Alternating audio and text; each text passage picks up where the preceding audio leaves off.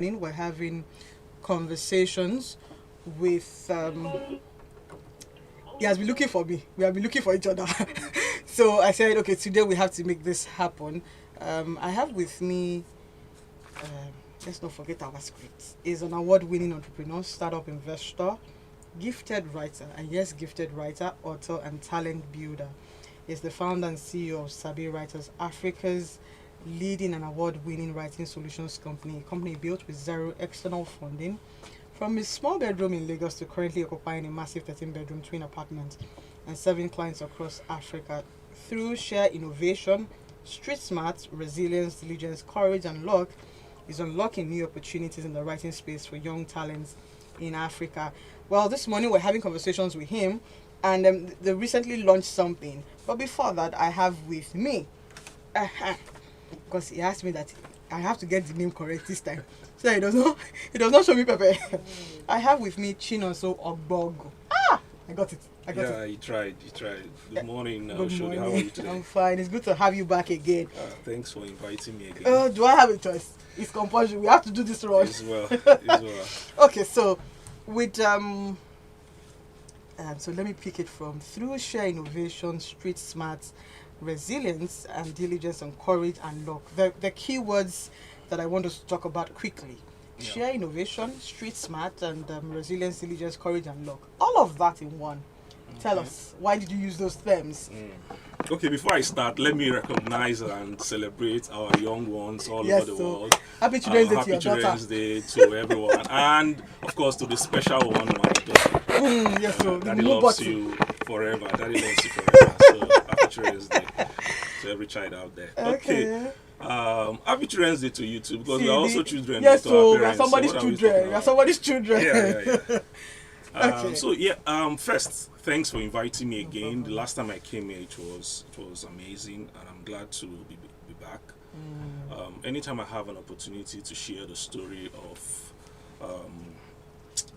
my journey to where I am today, I always feel a combination of two. Let me use the word disposition. First is the feeling of duty, to use my story as a candlelight to shine the path for some other persons out there. Secondly, is also to remind me that I'm still evolving, given the fact that it's like building from ground zero. So wherever I am right now, there's still more out there for me to get to. So taking it back to how it all started, I finished my first degree in banking and finance. I wanted to be a banker, so I went to study banking and finance in school. So, the reason why I wanted that was from signing signatures to writing. Back then, my dad, he opened a children's account for me in First Bank, and he used to take me to Marina branch. And anytime I walked into the branch, I loved to see these guys on suits. The place was cool, AC was blazing. I just felt like, man, this is where I was supposed to be. So I told them that I was going to be a banker, so I went to study banking and finance. But by the time I got to third year, that dream had evolved. I wanted something different. Guess what? I wanted to be a public speaker. I just wanted to speak and teach. You're here speaking. Of course, my parents are not schooled, as it were, so they don't understand anything outside the conventional career path that they are used to. So this particular evening, I called them in the house and I told them that I don't want to be a banker anymore. I could still picture the shock in their faces. Tell me the Igbo language that mommy used for you. And my dad was surprised. My mom was surprised. And then they asked me, so what do you want to do next? I said, I want to do public speaking. It is not within the radar of their career, understanding. So they were like, what does that mean? I said, I want to be speaking. And my mom said in Igbo, let me say it in English. She said, so you mean you'll just be talking and somebody will pay you? Say it in that Igbo language, please. No, don't worry about that.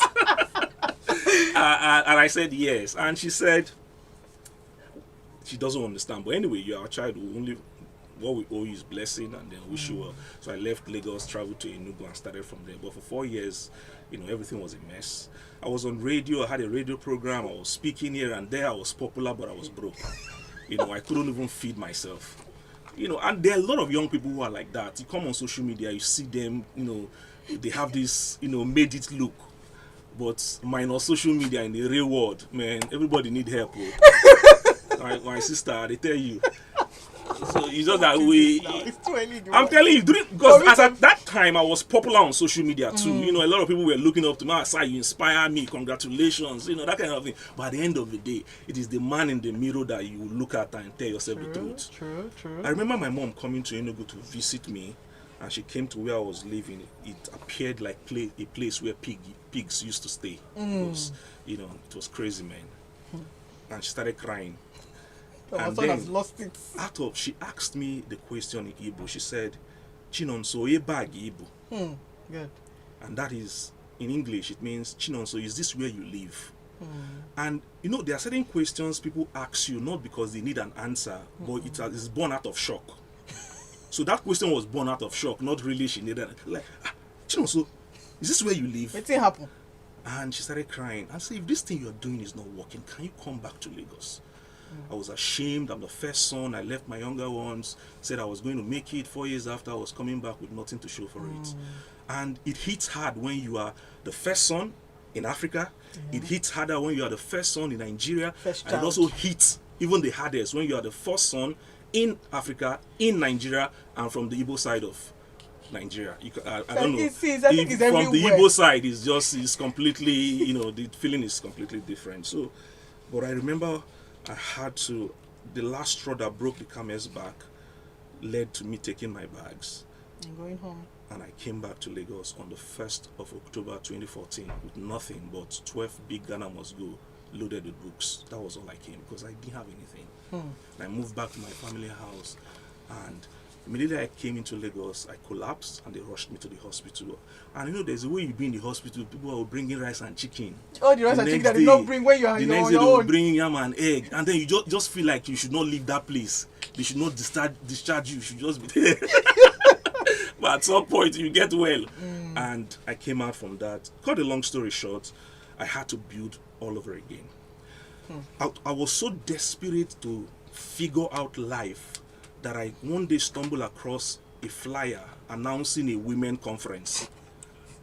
Why are you laughing, Oshodi? Wait now. But you are not I'm a man.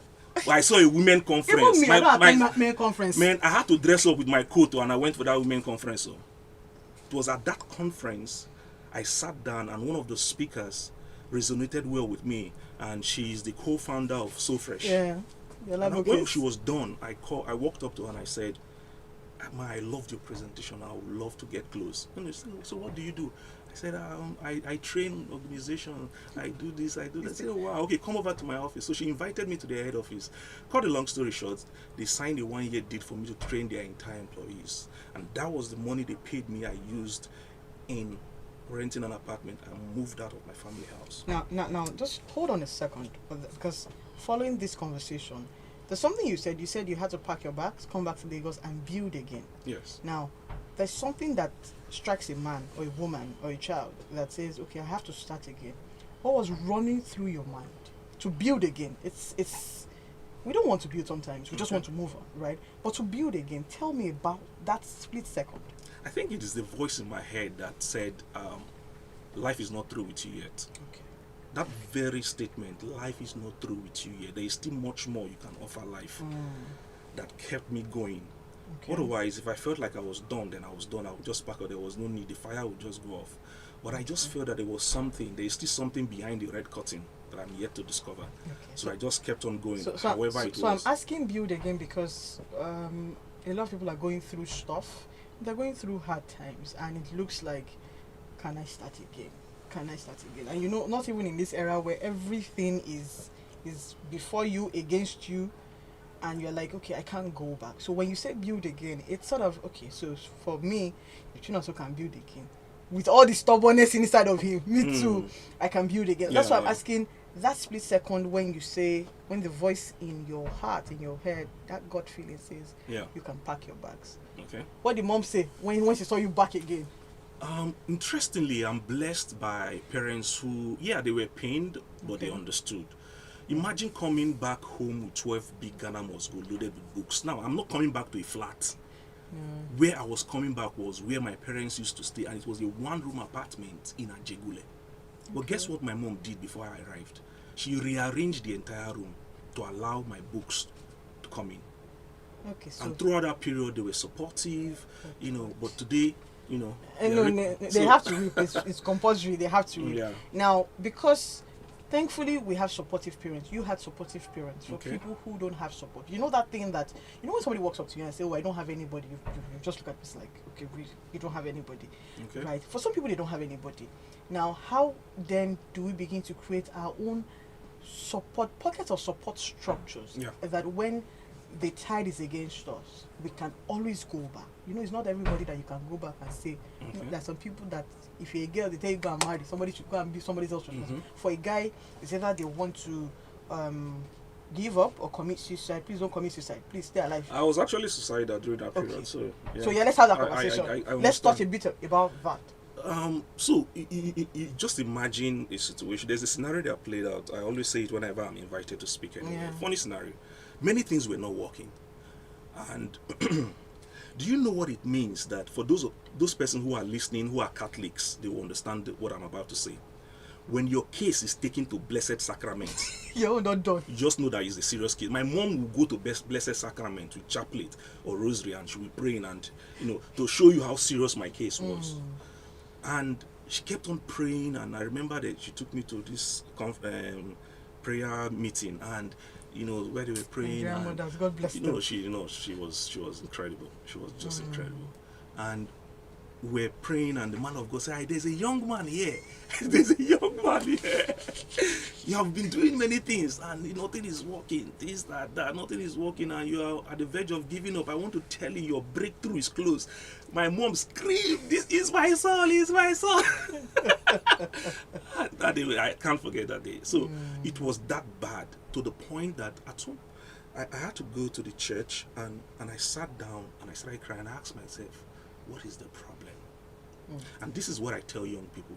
The most important thing you must get right when you are at your low point is your internal dialogue. It's not what life is doing to you, it's what you are saying to yourself about what life is doing to you. Would you care to tell us how old you were at that time? I know you're old, but just tell me. I was less than 30. Good, okay. Because we have a lot of 20s, young 27, 28, 29, still can't figure out their lives, which is fine, like there's no late comer.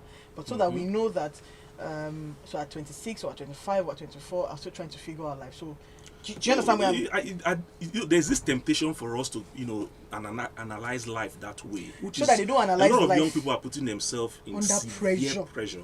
Now, let me tell you something. Do you know that even though I graduated very early, as at 30, 32, I was still living in my parents' house. Okay. Don't have girlfriend, I'll come and put you no, under pressure. I'm not saying I'm the SI unit for a personal transformation. I'm saying give yourself some latitude. Cut yourself some slack. Because at the end of the day, it's your internal dialogue. I'm not saying become comfortable in your comfort zone. No. But your internal dialogue has to be empowering before you can move and attract the kind of help that you need from the external side. If you don't get the internal part right, there's nothing. Because at the end of the day, there are people who come close, face to face with opportunity. And the reason why they miss out on that opportunity is because they are looking like their problem. Okay, so let's even talk about that. Now, looking like your problem. I tell people you don't have to look like your challenges in order to solve them. And that's why they will tell you, if you want to go and meet somebody, if you are going to go and meet any rich person or any person, eat first in the house, eat first. There's a protocol. Take a look at the story of Joseph. He had the talent, he had the gifting, he could interpret dreams. But before he could see Pharaoh, they had to polish him up. Yeah. There's a protocol for greatness. Okay. So you need to understand the talent for greatness and the protocol of greatness. If you don't have a combination of the two, you will struggle. Do you understand me? So we see a lot of young people, when you meet a great person, one of the protocols of greatness is that you add value to them. Think of adding value to them first, as against telling them your own problem. I don't know if you're getting my point. So you will always unlock the gifting or the blessing of a man at the intersection of their need, not your need. Okay. So when I meet you, for example, and I want to get blessings from you, the easiest way to get a blessing from Oshodi is to look for your need and solve your need. What about if I don't have a need? No. That mindset has to be fixed. So you cannot meet anybody in life that does not have a need. Okay. Everybody, even the Dangotes of this world, they have something. In fact, now that he has launched The refinery. or commissioned the refinery, another problem. It has evolved to another problem. He has another need. If you can find that, first of all, if you can have that mindset of somebody that when you see somebody else, the first thing you are thinking is how to give value first, as against collecting. Yeah. Okay. You unlock, you break forth to a new dimension that gets you closer to your own breakthrough, as against when you see somebody and all you are thinking is how the person is going to help you first. And this is something that young people must learn. And I tell you, that's the entire story of Sabi Writers. And let me tell you how it happened, how it started. There's this friend of mine that was on social media, and a single mom, and we got talking. When I was in NYSC, I used to write for newsletters, just but I didn't take it seriously. But this lady was talking to me about her need. She wanted to write a book, and she was struggling because she didn't have time. So I volunteered to be her accountability partner. Now meeting her at her need. We started, but she was still struggling. I would give her an assignment. I would tell her, you know what, send me chapter 1, 2 weeks time. After 2 weeks, she would still keep telling me stories. So I'm a single mom, I'm working this and that. And then I said, you know what, I know you're busy. How about you tell me what you want to write, and let me do the writing for you. Meeting her at the point of her need, not my need. Now, people will say, but so what about if I meet somebody and I tell them to help me and they help me? Yes, it works, but it's always temporal. It's short. Right? It's not a sustainable pathway to greatness. So when I met her and I told her, let me help, she said, okay, and we started. And she saw that the book was moving faster than before. She saw it, and then it struck me like lightning. That, do you know there are a lot of people who have this need to write? Busy professionals, CEOs, but they don't have the time, or they don't have the skill, nor do they have the patience to sit down to do the writing. How about I meet them at the point of their needs? And when I met their needs, they blessed me. Okay. And that is how Sabi Writers has grown to where it is today. I know. It signals on 91.3 Lagos Talks. We're having conversations with Chinonso Ogbogu. Ogbogu. OGB. You mentioned it. Chinonso Sha.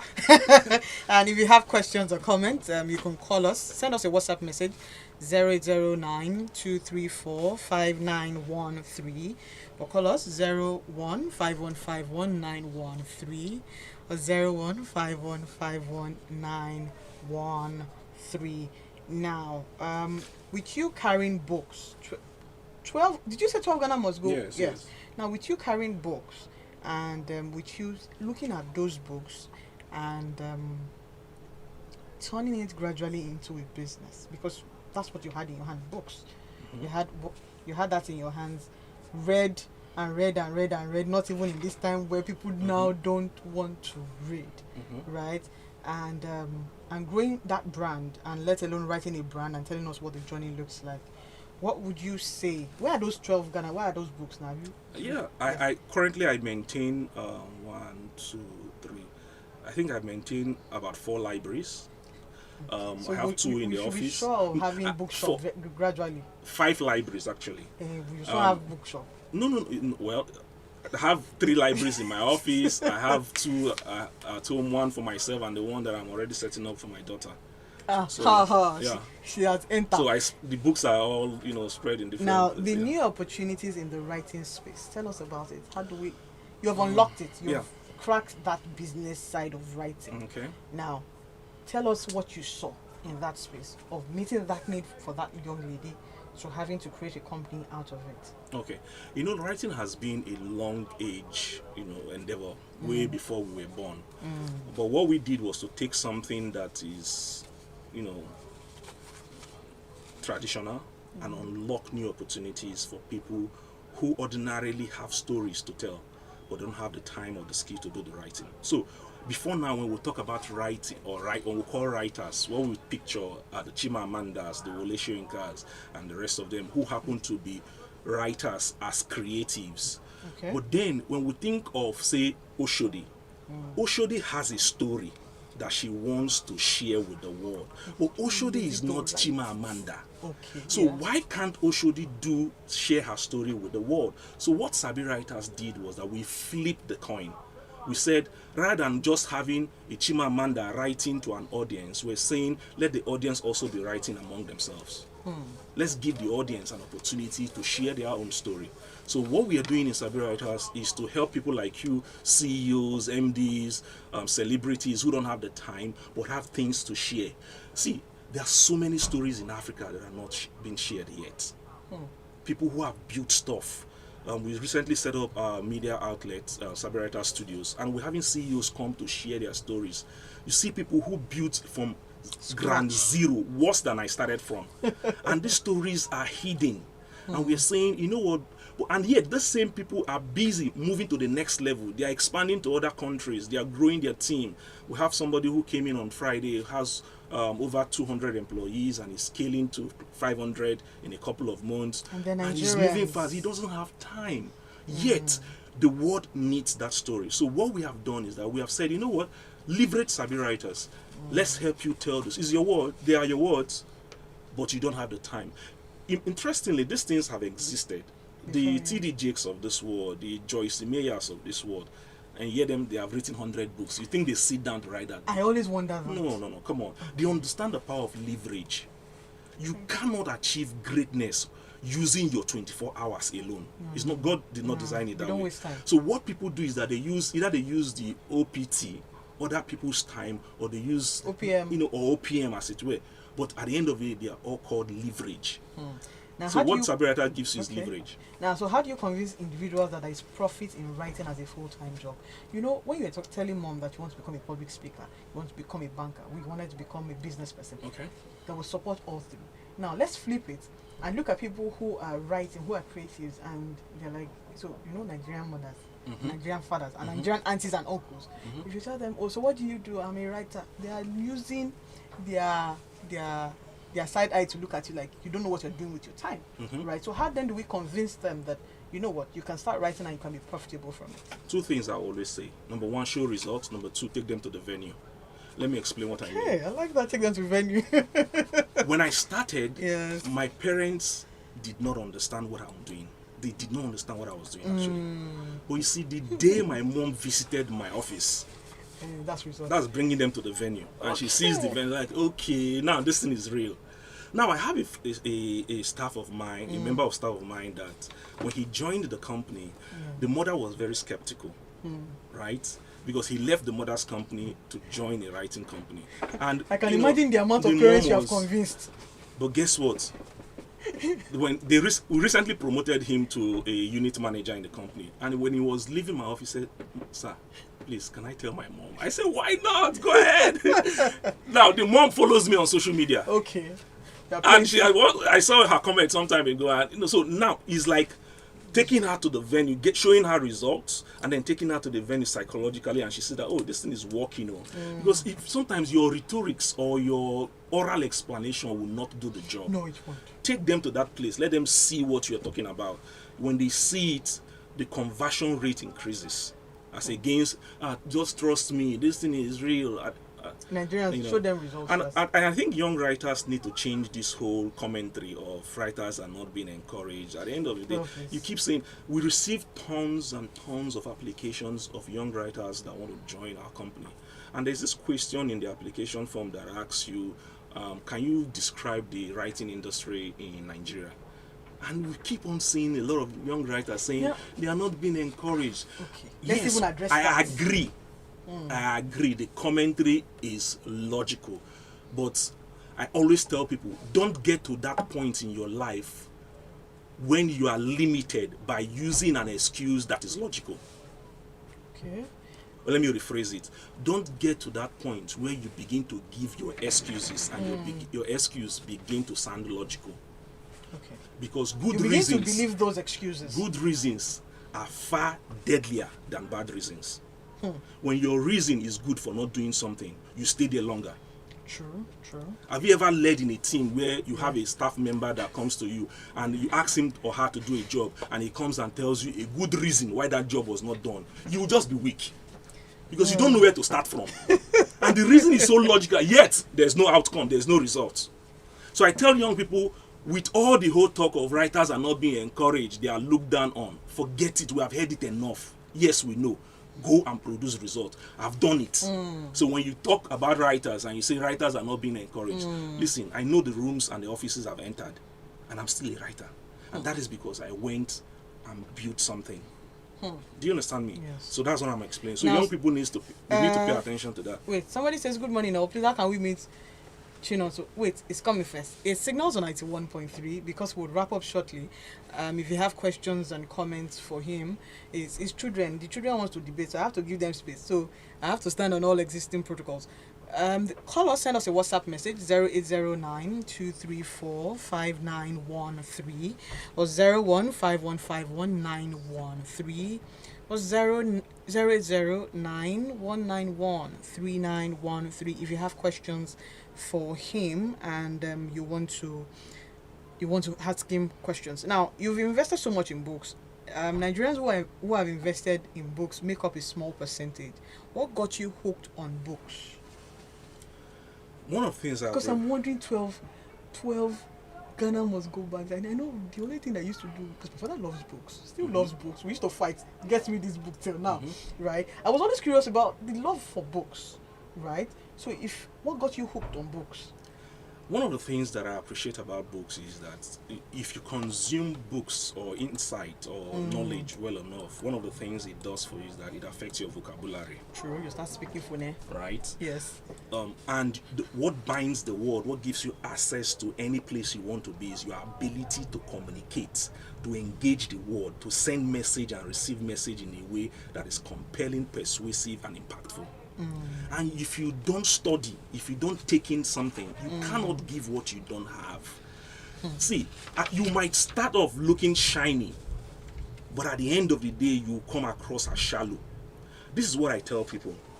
If you want to dismantle somebody's argument that you know is not logical, extend the time for his debate.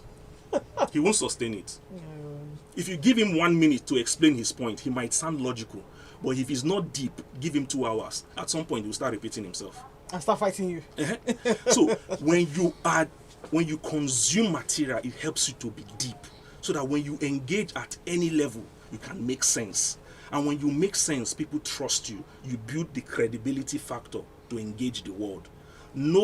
Smart people want to follow other smart people. True. And you need smart people to be able to build a company. You need smart people to be able to grow in your career. You need smart people to be able to make sense in driving your life to the peak. So for me, even though I lacked the material resources, one of the things that I did not stop doing was for every little fund I had, I would invest in books. For every little fund, if you had visited me back then in Enugu, I didn't have a curtain. I remember I was reading one day on the floor. I didn't have a chair. I slept on the floor. I was reading. There's this hole on my door. And while I was reading, somehow I just turned and faced the door and I saw a big snake crawling into my room. To show you how bad where I lived was. But even at that, I had books loaded. On my wall, what I used in decorating my wall was goals, plans, pictures of great men and women that I admire. And one of the things I had on my wall, guess what? One of the things that I had on that wall was that I'll be an executive graduate of Lagos Business School. Okay, that's good. And you know I just graduated from there. Sure. So these things play a big role. In what you're seeing? Consume material. See, young people must start getting deep. At the end of the day, it's not about even you come to Sabi Writers and you want to join us, I will tell you there's difference between social media writing and writing in Sabi Writers. It's not where you go social media and say what up, you have like 300 comments. You have to go there. You say I'm interested, and people will type over 200 comments to reply because you are quote and unquote an influencer.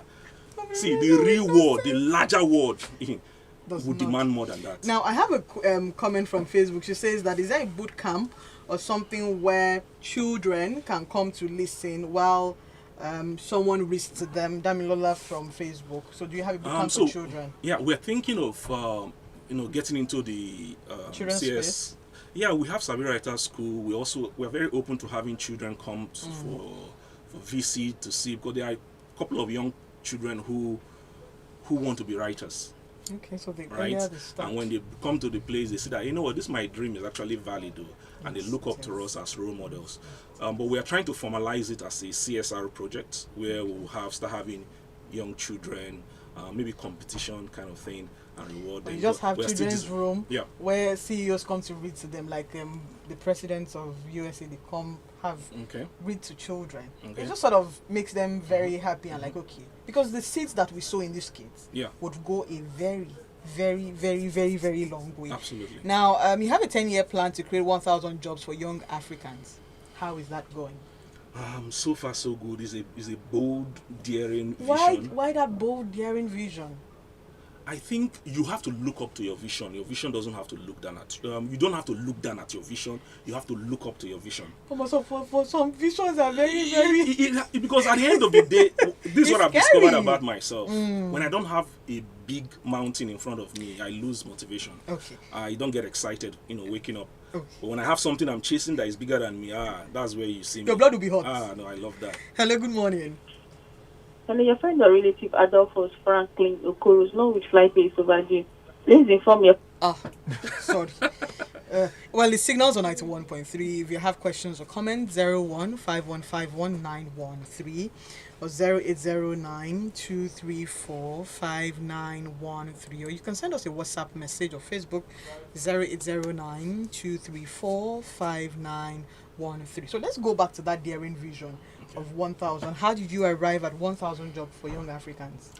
So we should be having 1,000 writers, 1,000 is it proofreaders? We have proofreaders, we have video editors, we have voiceover artists in the company because we just set up Sabi Writer Studios. Yeah. We have... I want to remember that there is Allo.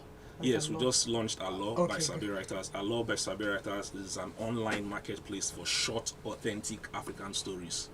Okay. Right? Okay. Written completely from ground up by the Sabi Writers team. And the idea behind Allo by Sabi Writers is to democratize the African story and give people access to it. Because there are many things that happen in Africa that could be turned into story to,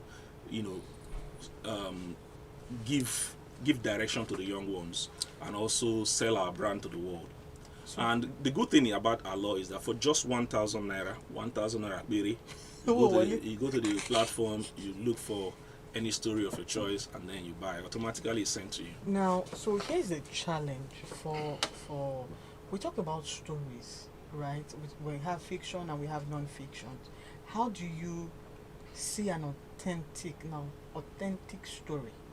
How do you see it when you see stories? How do you streamline authentic stories? I think the argument of authentic story is quite tricky because if somebody is telling their story, it's their story. What gives you the right to tell me whether my story is authentic or not? Oga, in this era of fake news, fake everything. There are many things you have gone through that if you tell me, I'll say a lie. Usually you are lying. But truthfully, that's your story. But if somebody comes and tells you that that I won $1 million. He was thirsty because he didn't have money to do anything, and he drank a resin and he did not die. And truly, that person did that. It's not like we were there. He did that and he did not die. You now say, well, if the person could prove it. So you know why I'm asking all of this? Because we're in the era of fake news, we're in the era of deep fake, right? How then are we able to see? Because sometimes what we go through personally, nobody's there to believe us that this is what has happened, right? So that we can... I know what I'm saying. So if the story is fiction, it's fiction. Okay, one of the things that you look out for such is logical coherence. Okay.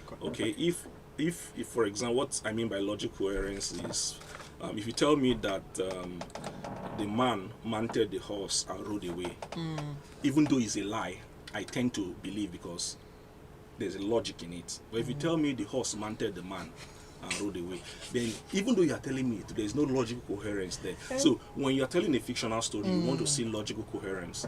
When you are telling a non-fiction, when you are writing on non-fiction, you also want to pay particular attention to the source material.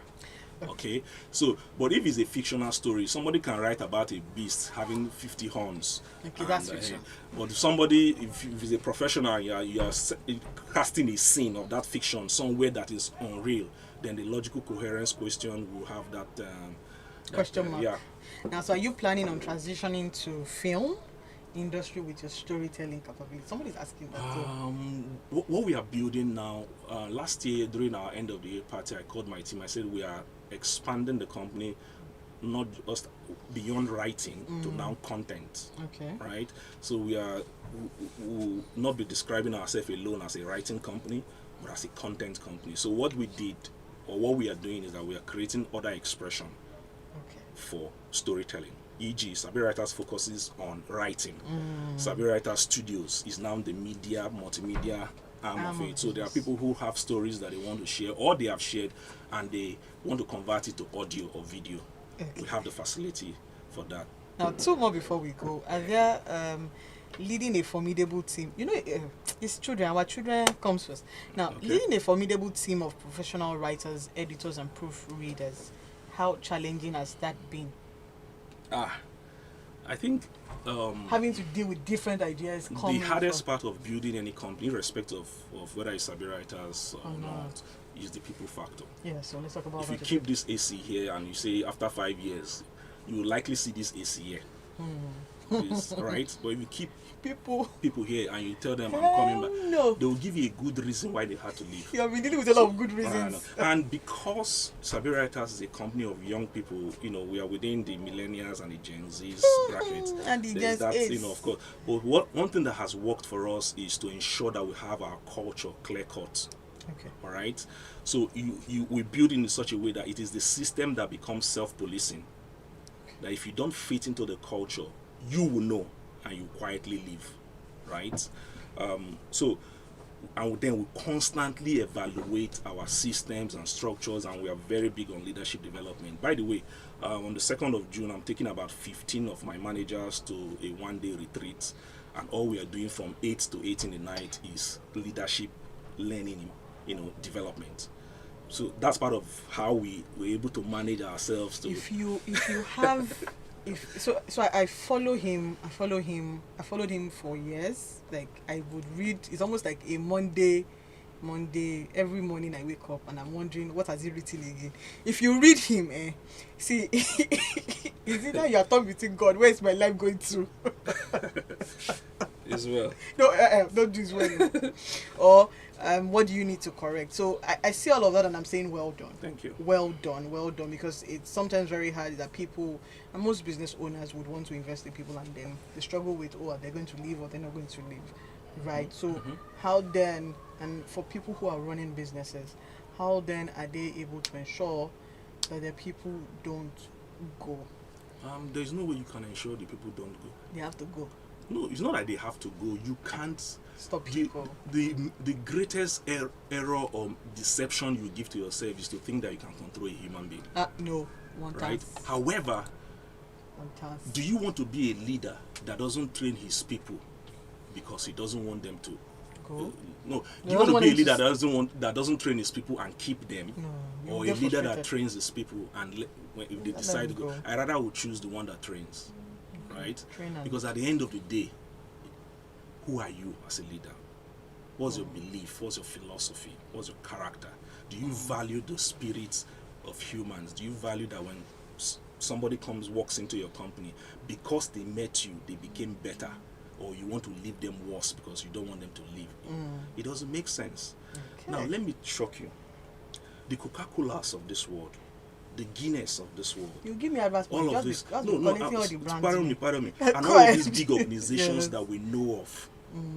Do you know how many persons have left them? Sure. But do you know how many persons have joined them? And they are still existing up to today, and they are still waxing stronger. So let that be a case study for any leader that is worried about developing his or her people. Eagles allow their children to go. Now, for somebody who's going through depression and is wondering, where do I start from? What do you tell them? I think the first thing you have to do is get your internal dialogue right. What you say to yourself. And changing that might just be that you have to change the people you listen to.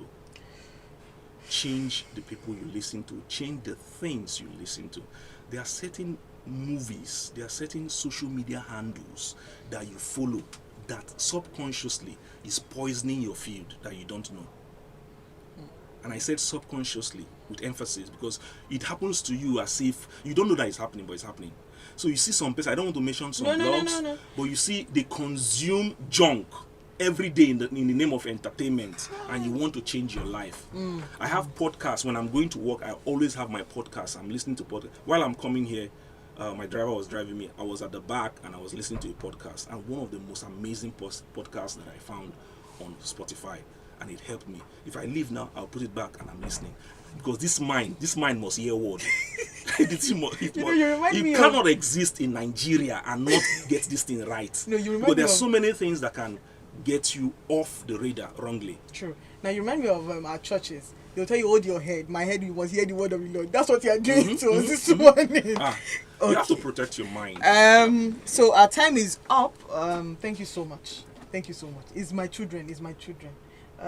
So if somebody asks me how to reach Chinonso, so tell us how to. Okay, if you want to reach Sabi writers. No, just say Chinonso first. Oh, okay. Chinonso will read. I'm sure. Okay. Let's say 081 081 03 751 847. You can call our customer care line and call take it from again. there. 081 right 03 751 847. Thank you so much. Thank you, Victor. Thank you, Kola Olisi. Nami Tripod. Thank you so much. So we come your way again next week, Saturday, like we always say on Signals. Dream again, create opportunities for people. Because people will be people, keep creating opportunities. Guess what? You can build again, and great can come from anywhere. Have a wonderful week. Children's Day, happy Children's Day to our mothers and fathers. You had somebody's child too. So I'm wishing you happy, wonderful Children's Day. And take plenty ice cream and then lose weight later. Have fun. Holy Spirit. God bless. Try. Are you the one anchoring for the kids? Yes, I'm turning between them. I saw their crowd. Yes. Is it from one source or from different places? Different places. Oh, wow. Different places. Well. Thank you so much. Thank you. I don't know why we're going out of the frame. Is it me? No, it's me.